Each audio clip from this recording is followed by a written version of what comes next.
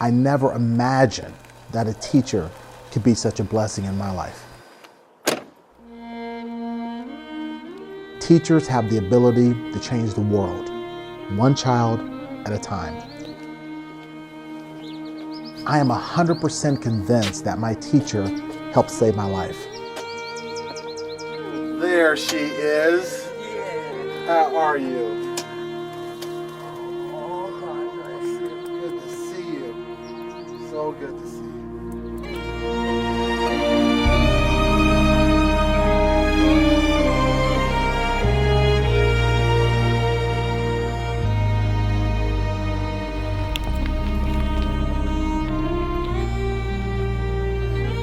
Miss Richie's desk sat about right here.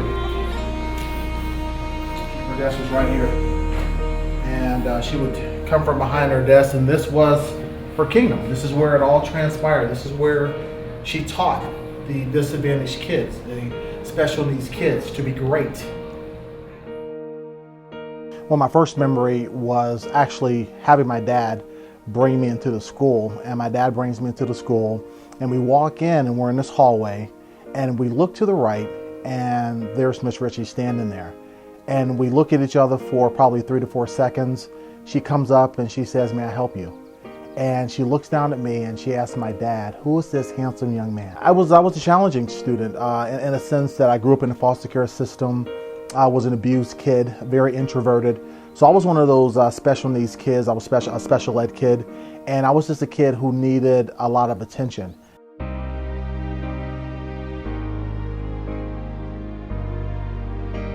The fact that I taught kids and I knew he had problems, it really meant something to me.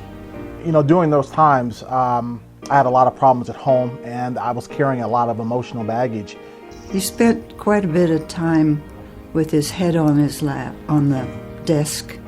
Miss Richie would come by and just kind of put her hand on my back and rub my back and tell me everything was going to be okay. But the most important thing that I remember that she told me was that one day I would grow up and I would be significant. And it took a while for that to change. Because I didn't really believe that I was like other kids. I didn't believe that I could achieve like other kids. But the one thing that Miss Richie did for me was give me a sense of hope. Give me a sense that I could be more than I ever thought I could be. And I remember she said that in this classroom, in this space, it's our kingdom. And in the kingdom, you have kings, you have queens, and kings and queens are treated like royalty. And so she said every time we would come into class, we had to act like we were royalty, which in our mind, we thought that that was kind of crazy. But what she was doing was really building our self-esteem. Well, he got confident. He raised his head. And we were making progress. You know, he could see that he was making progress, and he responded to me. I don't know where I would have been if Miss Richie weren't in my life. Probably in jail, probably maybe dead. And just having her in my life, when I think about it now, it's just impactful because you never know the impact someone could have in your life until you finally realize just what they were able to do for you. So I don't know where I'd be. I would say I gained as much as he did because it was like a little miracle. She gave me that for Christmas. Okay. I was wondering if she painted that, but she didn't paint it. She just gave it to me for Christmas. She was the first person who told me that I was significant. And for a little kid who had never been told that before, to have someone generally tell you that you're significant, that was so life-changing for me. And it just put me on a whole different course emotionally and also mentally and educationally. The impact Miss Richie had on my life has been absolutely phenomenal. Because of what she did for me, I became a professional speaker and trainer who travels across the nation speaking to tens of thousands of people within school systems, foster care agencies, and corporations. Miss Richie is my inspiration. It's one of my highlights in my life, you know. It really is. I've always been for the underdog. Yeah, It's because I really appreciate what you did. Yeah. And just the whole, your whole life of service and believing in kids like me. I don't know what else to say. It's just amazing, I would tell every teacher out there to never, ever give up. Because you just never know.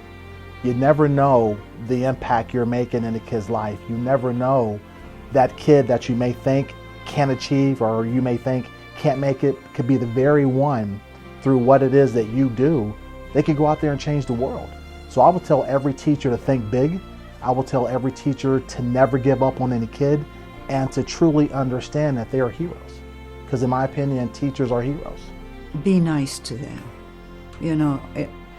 They have no faith in themselves. And if you just smile at them or, give them a boost now and then, that would be so helpful. I'm proud of him. I really am. He's kept touch, and he's done a lot for me to remember the good times and that, you did mean something to somebody. When I think about what she did for me, I don't know how I could ever repay her. I don't know the words to say except I love you. And I sincerely mean that. I love him because he succeeded. I do. You are my hero. Oh. Bless your heart. You did. You turned out wonderful. Thank you. Thank you so much.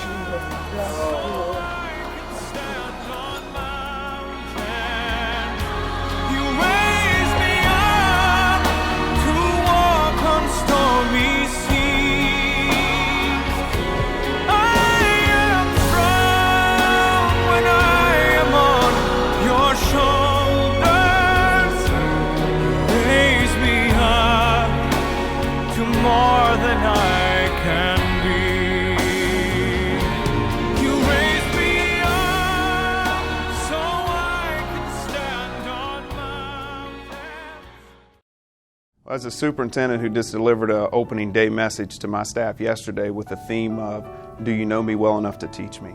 It confirms what you do as an educator. So it really lifts you up, make you feel good, when you hear Mark and the message that he brings. Mark Anthony validates the decision I made to be an educator. Mark Anthony's story about Miss Richie causes us to reflect back on those stories we have stored in our memories. I was very inspired. I was very pumped up for this year to begin in the first place, but this was just kind of that extra boost that I needed. The one thing that I did get out of his message today was it's not so much about books and what you teach, it's how you teach. It's the relationships. He has taught me that in today's world, when teachers don't feel as appreciated, that indeed we are appreciated, and we must be the heroes for our students. It is true that we really don't understand the impact that we can have on somebody's life. No, it may not be instantaneous, but it will come. It's more than just being a teacher. It's the essence of being a dad. It's the essence of being a mom or being a coworker. That we not only influence kids, but we influence the people we work with. It's exciting, to get words of encouragement that lets you know that you can truly make a difference in the lives of other people. The key word is being significant and seeing yourself as a person of significance and feeling that you can make a difference in someone else's life. You just never know when you're going to be able to reach out and touch someone or how someone is going to be impacted by what it is that you say or do. And that is such an incredible thing. Well, Mark Anthony Garrett reminded me why I love teaching, and I have had such a wonderful experience in my career with children and not only teaching them, but allowing them to teach me and then getting to know them as individuals. I think Mark Anthony Garrett has a message that is real, and I think that's why it's so inspiring. His story is a real story about a real person, and we can all identify with that. We all have our own stories, and we all have students who have stories, and I think that's why it's so inspiring. I truly believe that great teachers consider the profession a calling, not a job. The teachers are called to something higher than most in our population.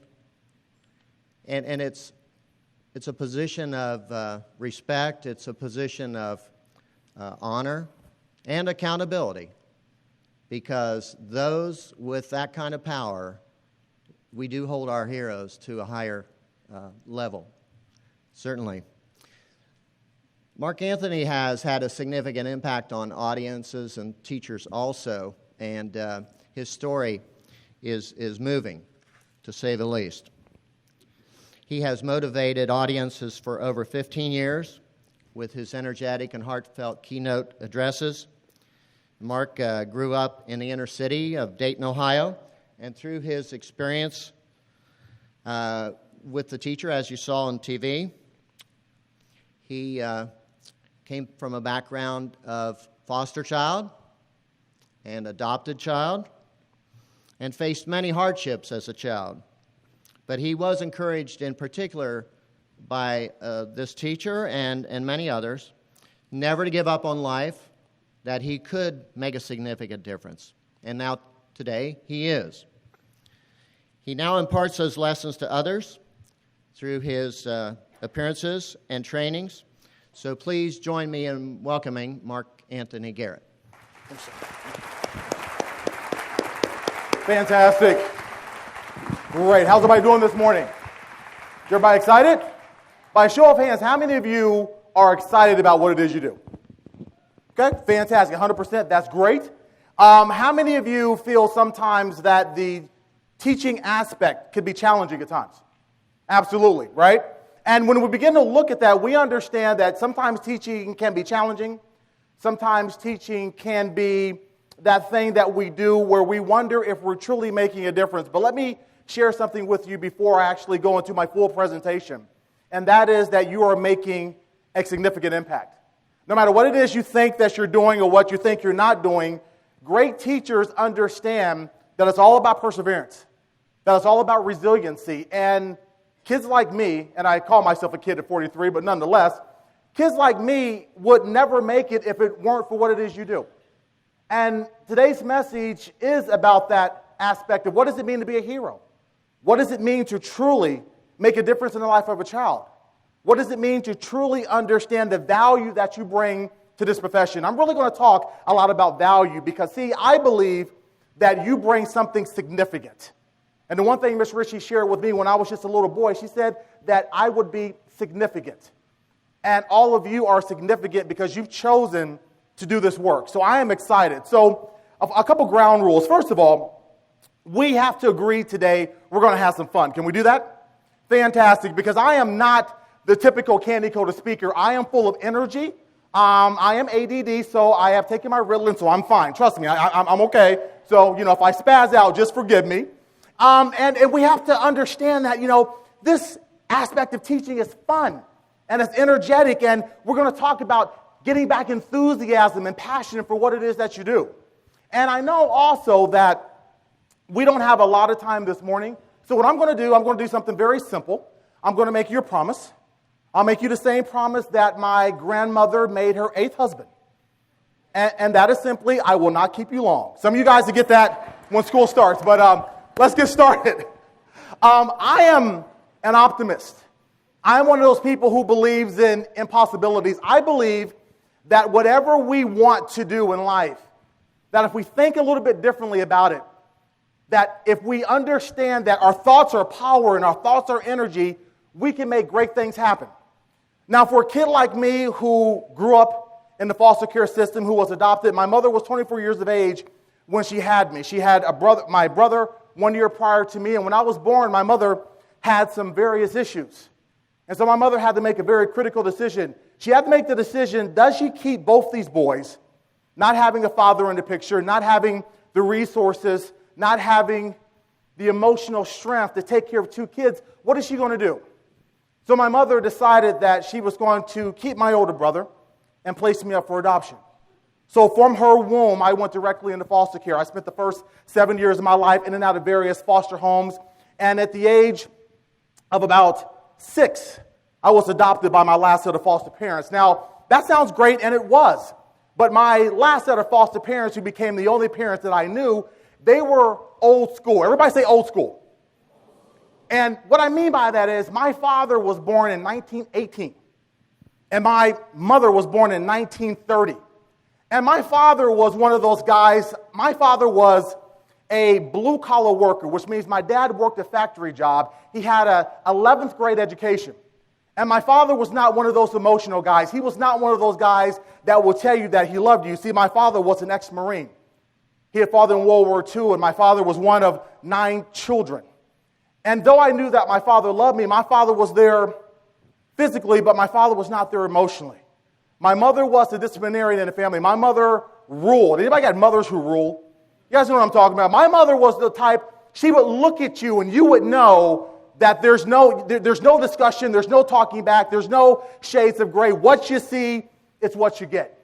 And my mother, who had grown up in the Great Depression and things of that nature, both my parents were great people, but they had issues of their own.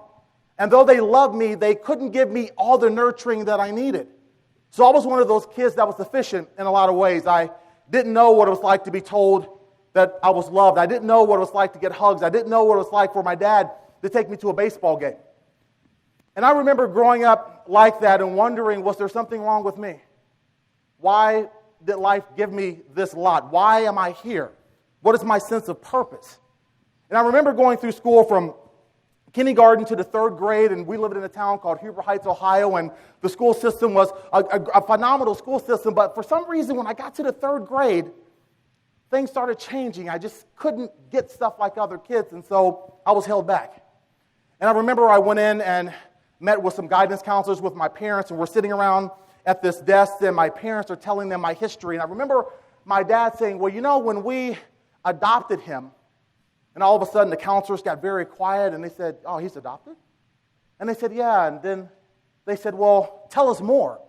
And then they went through my history about my mother and about the fact that I was once a foster kid. And then all of a sudden they said, oh, Mr. and Mrs. Garrett, we understand why Mark isn't succeeding. See, those kids, those type of kids, we really can't expect too much from them. See, the fact that, you know, maybe his mother was on drugs, or maybe, you know, she didn't do all the stuff she needed to do. You know, we need to go ahead and place him in special ed, because kids like this, we don't expect them to succeed. So the label that was given to me at 8 years old was a kid that could not succeed, just because I grown up in foster care, because I had a negative plot in life. And I remember going to my homeroom, and I remember them giving my parents this form about, you know, putting him in foster care and doing all this different stuff that they said that they probably should do. But my parents said, well, you know, he's adopted, we're going to keep him. And, you know, it was all this stuff that was going on. And there I was, a young 8-year-old boy, wondering why life was so unfair.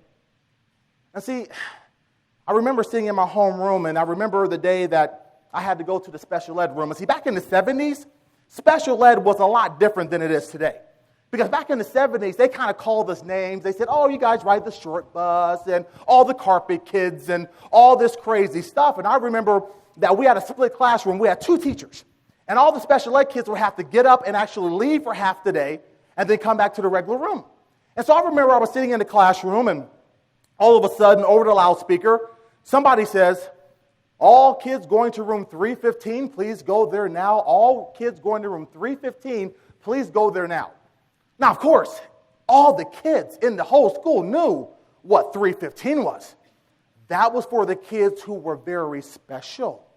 That was for the kids that you couldn't give sharp objects to because they would kill you. I mean, you know, all the stuff that they said that would happen to us, you know, or that we would do to other people. And I remember sitting there in the classroom, we're all snickering, and I knew that I was one of those kids that was different. So I didn't do anything. I just sat there. I said, you know what? I am not going to embarrass myself. So probably about 3 minutes later, over the loudspeaker, all kids going to room 315, please move there now, move there expeditiously. And of course, all the kids are looking at each other, and I'm sitting there in my seat, confident that my name isn't going to be called. I'm like, yes, I'm safe. I will not be embarrassed. Well, about 2.5 minutes later, over the loudspeaker, Mark Anthony Garrett, could you please go to room 315 now? Mark Anthony Garrett, please go there now. Instantly, the spotlight is on me. And I remember all the kids got real quiet, and nobody said a word. And I remember getting up, getting my little Land of the Lost lunchbox, and starting walking out to room 315. I remember my two teachers kind of looked at me like I was different, and nobody said a word. And I go down to room 315, and I go in, and there's about 11 other kids there.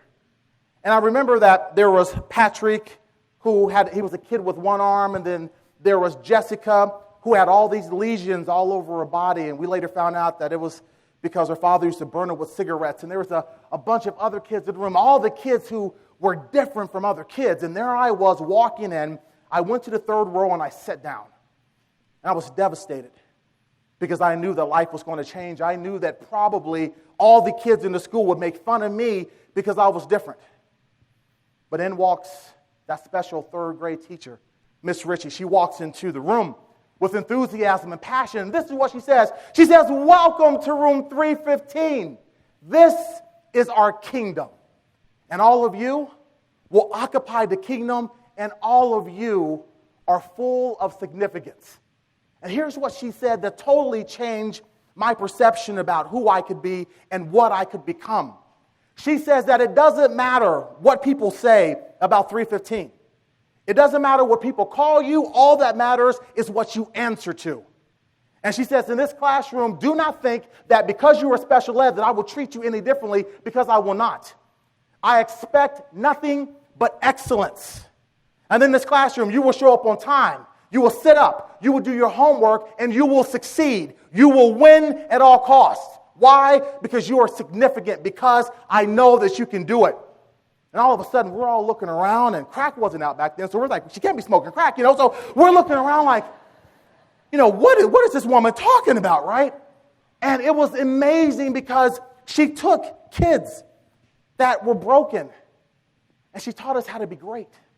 She taught us how to think outside the box. She made us feel significant. And the message behind that, ladies and gentlemen, is the fact that when you look at what makes a hero, and see, we think about hero, and we think a hero has to be somebody that does phenomenal things. No, see, the greatest heroes are people like you. Individuals that come to work every single day, giving everything you have because you want to make a difference in the life of a child. That's what a hero is all about. A hero understands that when times get hard, that we keep pushing. We understand the aspect of resiliency. And see, the one thing that Miss Richie had, she had resiliency and she had passion.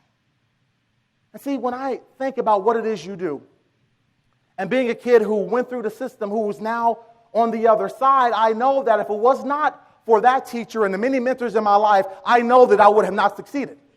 I would not be standing here today. And when I thought about it when I woke up this morning, I said, how did I get here?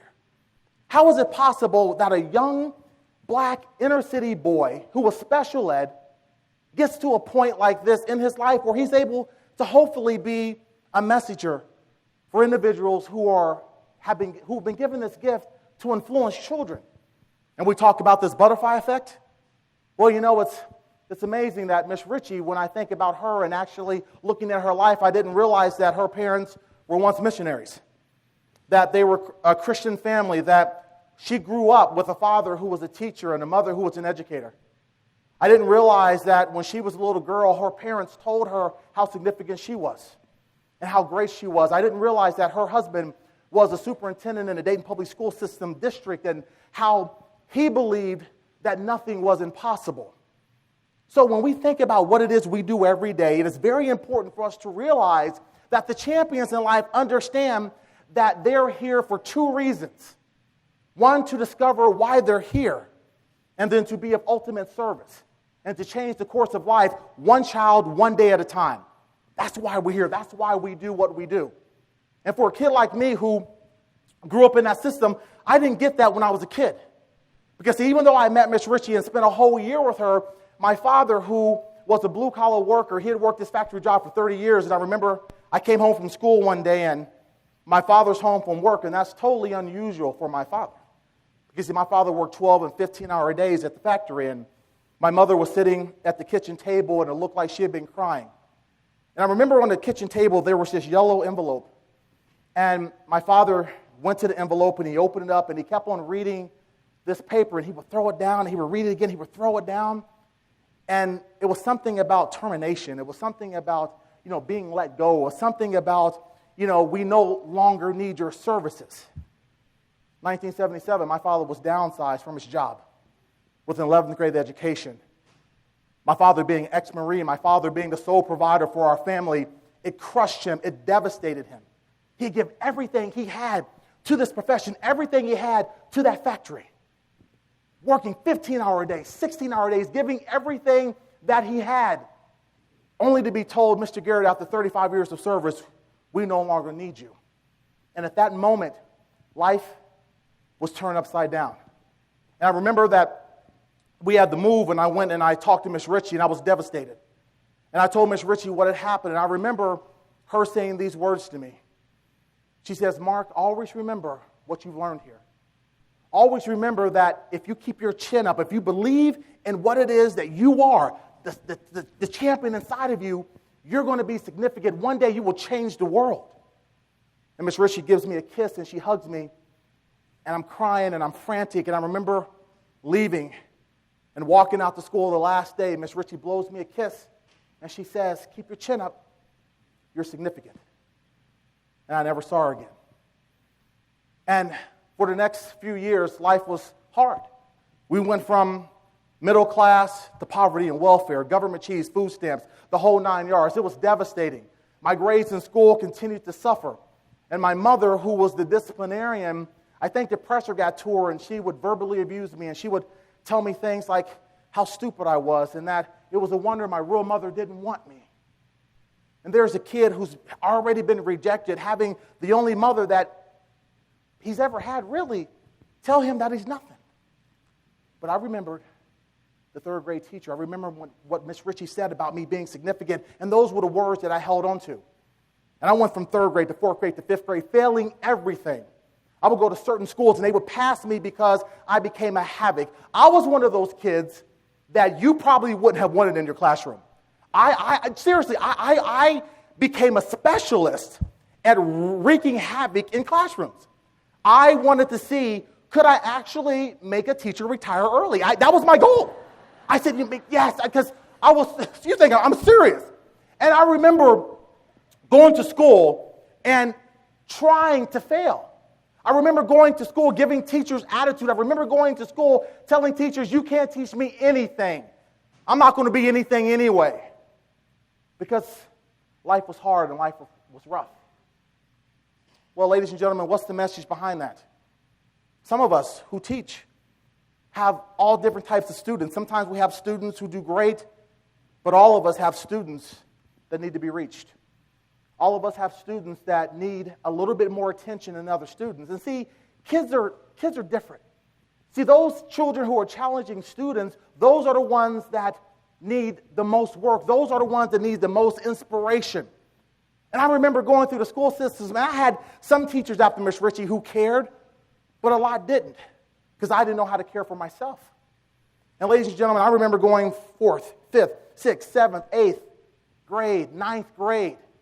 The 8th grade was the roughest year of my life because my mother got sick, and mom gets sick, and 3 weeks after she gets sick, she goes to the hospital, she gets diagnosed, and they tell her, Mrs. Garrett, you've got terminal cancer, massive brain tumors. We don't expect you to last very long. But my mother was a fighter. My mother said, I'm going to beat this.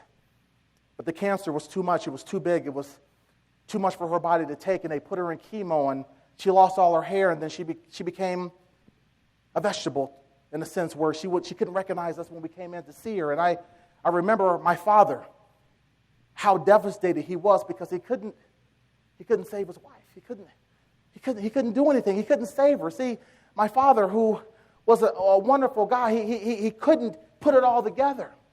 Because, see, my father had been married previously to his first wife, his first love. Her name was Hazel, and I believe 1966, he loses Hazel to brain cancer. So my father, being a guy who now has a second wife to this terminal illness, it was devastating. And about a month after my mother got diagnosed, she dies. and it's over. And my father became a functioning chronic alcoholic. I'm going to the 9th grade, and I decided that school wasn't important, so I decided to drop out of school in the 9th grade. I was done. It was over. So in the 9th grade, I quit. And I got a job, and I worked at different places and trying to put my life together, got involved in drugs. And then I got involved in a life of crime, juvenile crime, stealing cars, selling drugs, being truant, disrespecting my father, doing all crazy stuff. And then I got caught by the cops, and I got locked up. And I remember sitting in the jail cell asking myself, where is my life going? Where am I going to be? What's going to happen to the rest of my life?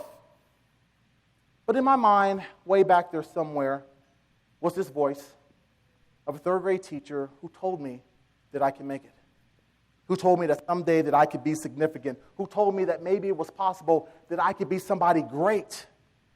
Well, I tell you, at that particular time, it was hard and it was rough. And I remember getting released from juvenile jail and going back home, and things were the same. I went back to the streets doing a lot of crazy stuff, and 6 months later, I'm locked up again. And this time, I remember my probation officer, he comes up to me, and he was one of those guys that was, what you see is what you get. And he says, son, he says, if you don't change your life, you'll be dead by the time you're 18. He says, if you don't